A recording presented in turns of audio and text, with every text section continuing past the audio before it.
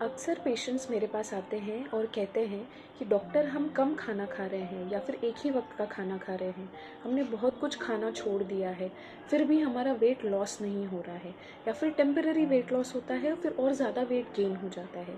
इसके 3 कारण हैं। सबसे पहला कारण, जब आप कम खाना खाते हो आपके शरीर को ये सिग्नल मिलता है कि वो भूखा है और जितने न्यूट्रिएंट्स की ज़रूरत है एनर्जी में कन्वर्ट करने के लिए उतना मिल नहीं पा रहा है। तो शरीर क्या करता है, जो भी थोड़ा बहुत आप खा रहे हो उसको फैट में स्टोर कर देता है, ताकि फ्यूचर में अगर आप भूखे रहो तो वो फैट एनर्जी में कन्वर्ट हो और शरीर का काम चले।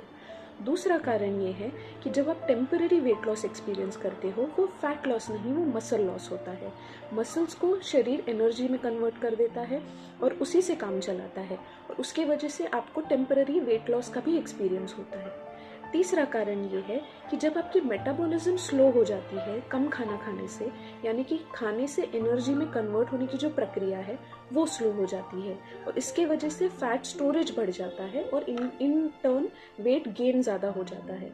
इन तीनों कारणों की वजह से आपका हेल्दी वेट लॉस नहीं होता है, इनफैक्ट वेट गेन हो जाता है। आपको थकावट लगती है, भूख आपकी कम हो जाती है, आपको काम करने की इच्छा नहीं होती और बहुत ही सुस्ती रहती है शरीर में। तो ये बहुत ही गलत तरीका है वेट लॉस करने का। हेल्दी वेट लॉस हमेशा बैलेंस डाइट से होता है और बैलेंस्ड एक्सरसाइज से होता है।